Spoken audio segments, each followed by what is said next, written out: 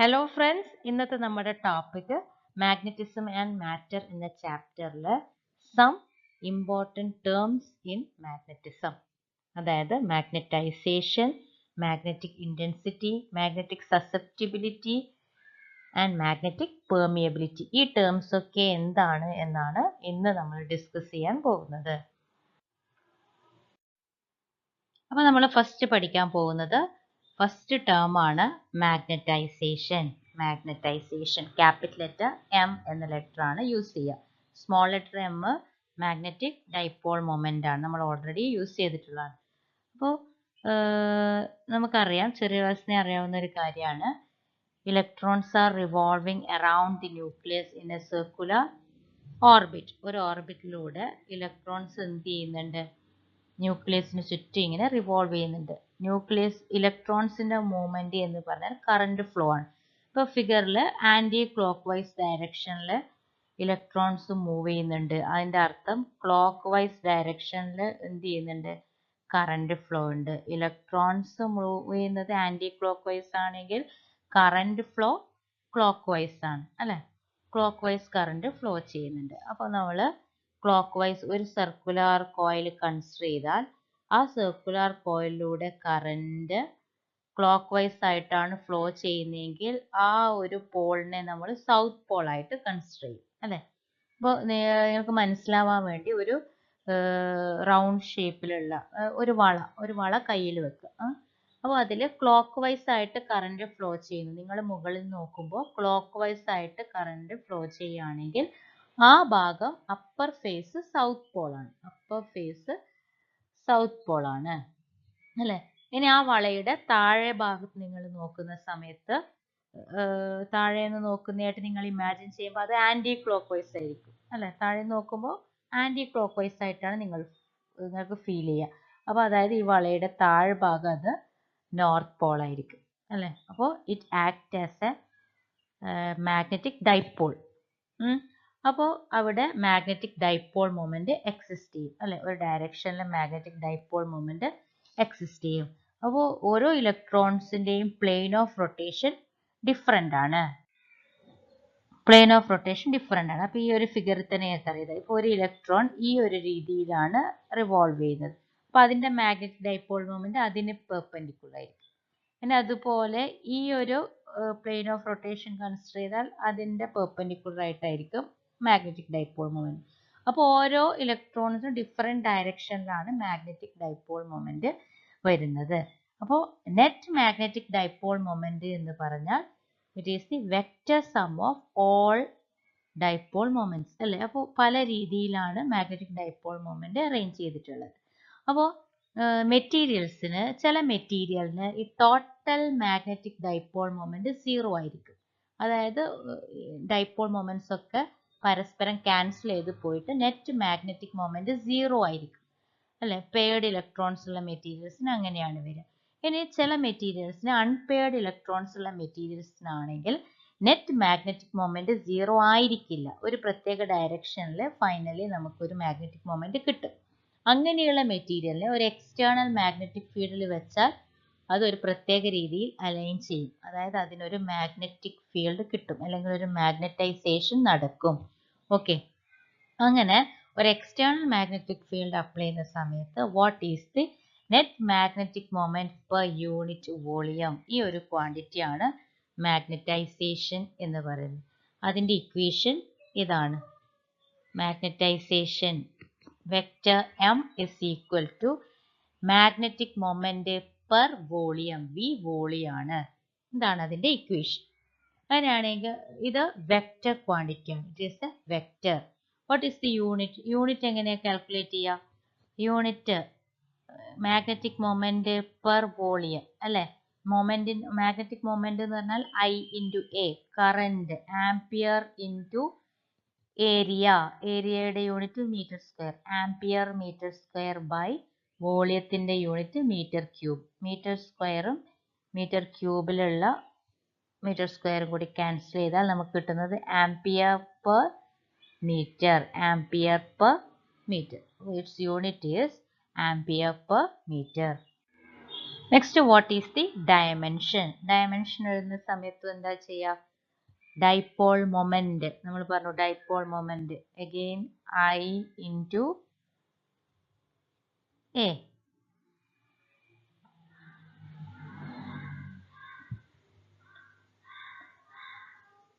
IA divided by volume. Volume അല്ലെ, അതാണ് capital letter M. That's equal to I. കറണ്ടിന്റെ dimension ampere A എന്നെടുക്കാം. ഏരിയയുടെ dimension L square divided by വോളിയത്തിന്റെ dimension L cube ആണ് അല്ലെ. അങ്ങനെ വരുന്ന സമയത്ത് ഇതിന്റെ ഡയമെൻഷൻ ഫോർമുല എന്താ വരിക? L raised to -1 A.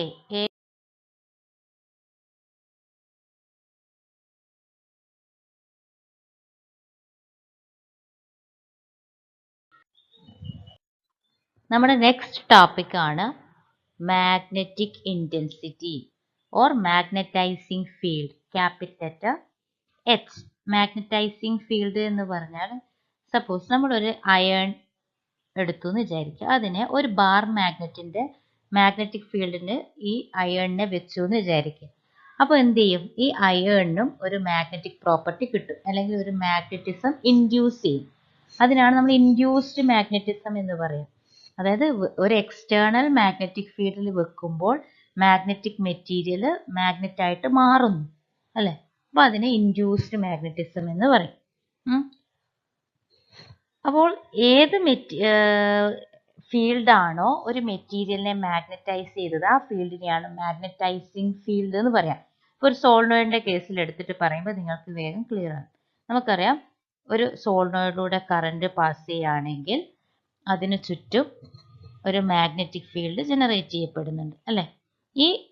ഇതിന്റെ അകത്ത്, അതായത് ഈ സോളിനോയിഡിന്റെ അകത്ത് ഇപ്പോൾ എയർ മീഡിയ ആണ് ഉള്ളത്. അതുകൊണ്ട് നമ്മൾ ആ മാഗ്നറ്റിക് ഫീൽഡിന് B0 എന്ന് പറയുന്നു. B0 എന്ന് സബ്സ്റ്റിറ്റ്യൂട്ട് ചെയ്തു, എയർ ആയതുകൊണ്ട്.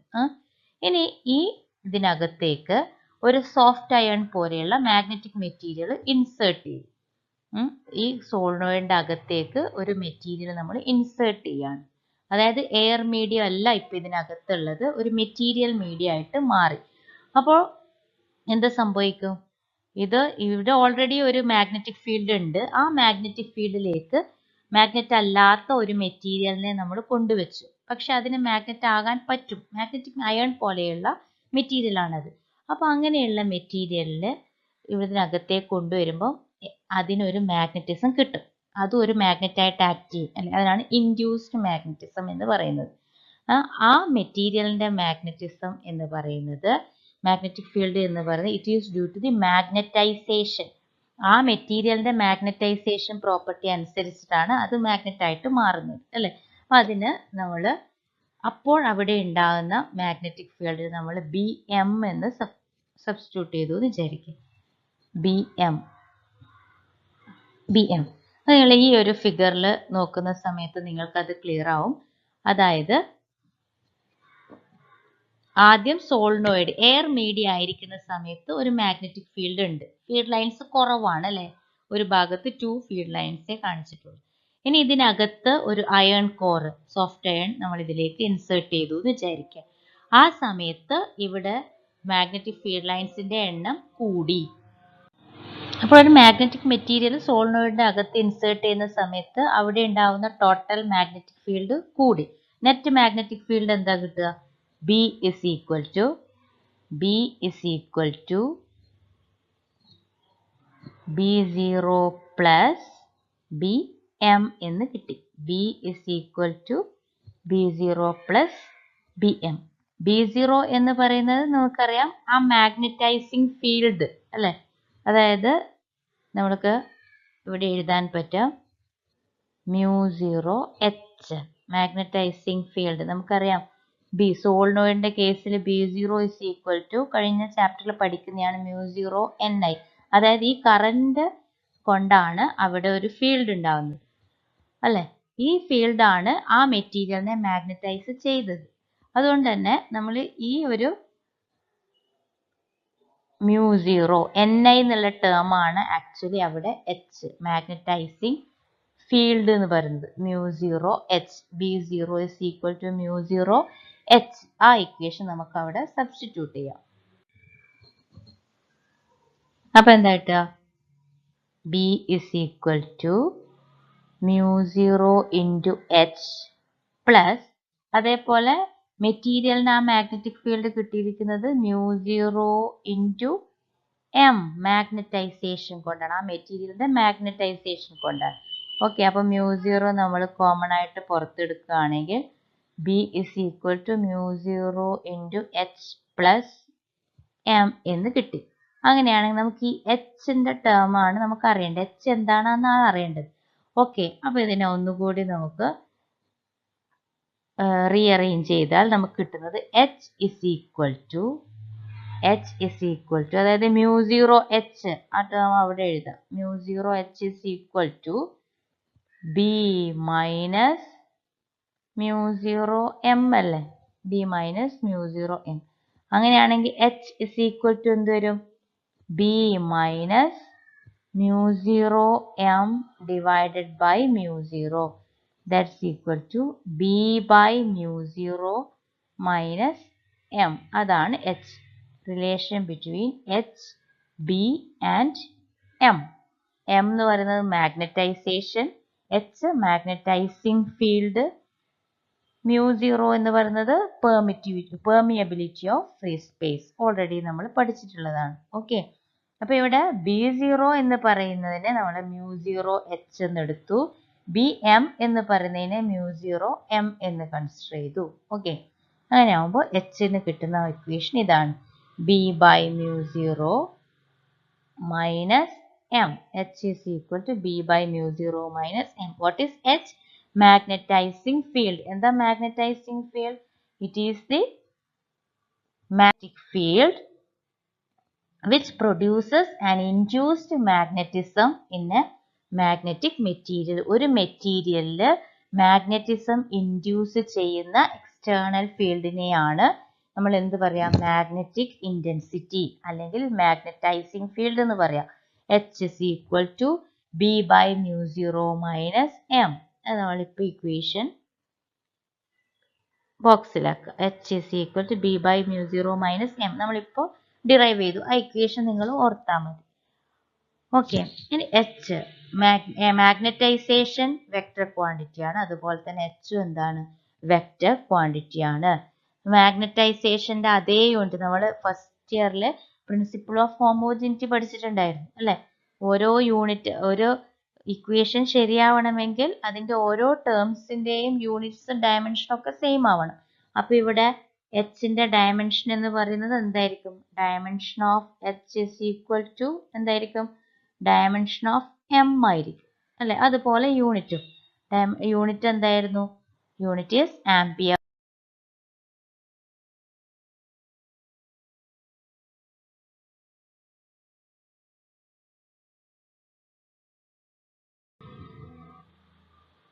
ടോട്ടൽ മാഗ്നറ്റിക് ഫീൽഡ് നമ്മൾ നേരത്തെ എഴുതി. B is equal to B0 plus BM. അതിനെയാണ് നമ്മൾ ഇവിടെ B is equal to mu0 into H plus M equation ബോക്സിലാക്കുക.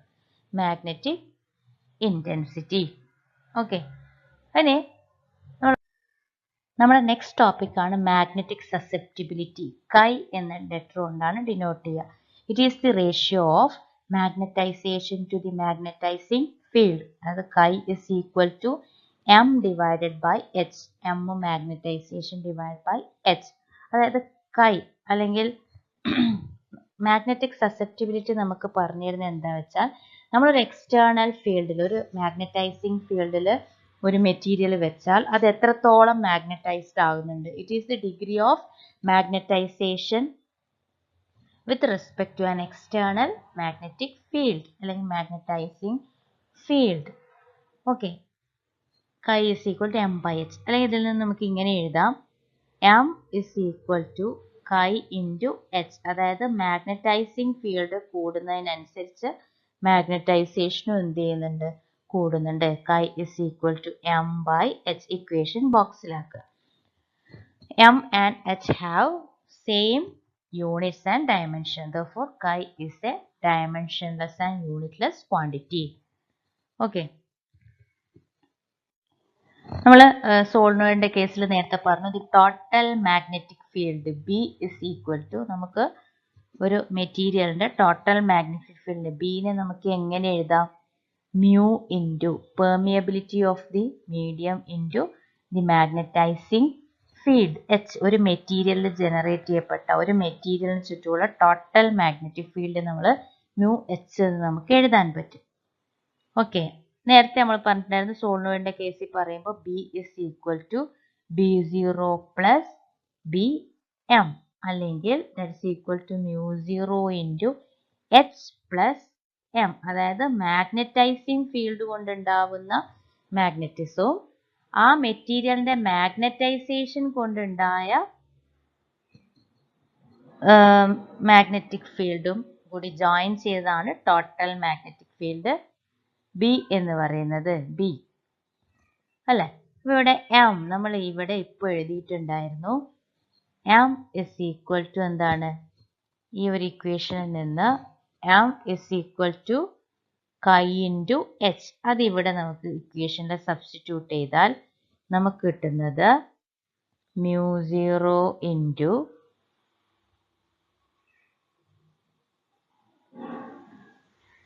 H plus chi into H. H common ആയിട്ട് പുറത്തെടുത്താൽ mu zero H into 1 plus chi, അല്ലെ? Mu zero into H plus 1 plus chi. ഇനി ഇതിനെ ഒന്നുകൂടി rearrange ചെയ്താൽ mu zero into 1 plus chi into H. ഇത് B, equation number 2. By comparing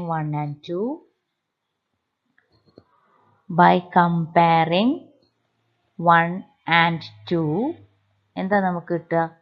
mu is equal to mu zero into 1 plus chi, അല്ലെ? Mu is equal to mu zero into 1 plus chi. What is mu? നമുക്കിങ്ങനെ എഴുതാം. നമ്മൾ മുന്നേ പഠിച്ചിട്ടുള്ളതാണ്. Mu zero എന്ന് പറയുക, അല്ലെങ്കിൽ mu എന്ന് പറഞ്ഞാൽ പെർമിയബിലിറ്റി ആണ്, അല്ലെ? പെർമിയബിലിറ്റിയെ നമുക്ക് എങ്ങനെ എഴുതാം? അല്ലെങ്കിൽ relative permeability mu R is equal to mu by mu zero. Permeability of the medium divided by permeability of free space, അല്ലെ? Mu by mu zero. ഇതാണ് നമ്മൾ ഇലക്ട്രോസ്റ്റാറ്റിക്സിൽ ഡൈഇലക്ട്രിക് കോൺസ്റ്റന്റിന് അനലോഗ് ആയിട്ട് മാഗ്നറ്റിസത്തിൽ വരുന്ന ഒരു ടേം ആണ് റിലേറ്റീവ് പെർമിയബിലിറ്റി മ്യൂ ആർ. അപ്പോൾ ഇവിടെ mu R is equal to നമുക്ക് എന്ത് എഴുതാൻ പറ്റും? Mu R is equal to mu by mu zero, അല്ലെങ്കിൽ മ്യൂ ഇസ് ഈക്വൽ ടു നമുക്ക് എന്ത് എഴുതാം? Mu zero into mu r എന്ന് എഴുതാം, അല്ലേ? അപ്പം ഇവിടെ mu is equal to mu zero into mu r എന്ന് കിട്ടി.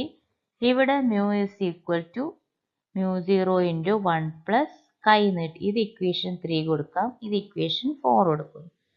ഓക്കെ, അങ്ങനെ കമ്പയർ ചെയ്താൽ നമുക്ക് കിട്ടും mu R is equal to 1 plus chi. ഇത് വളരെ ഇമ്പോർട്ടൻ്റ് ആയിട്ടുള്ള റിലേഷൻ ആണ്, relation between relative permeability and കൈ.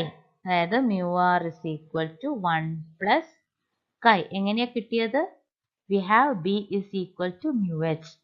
B is equal to mu zero into H plus M.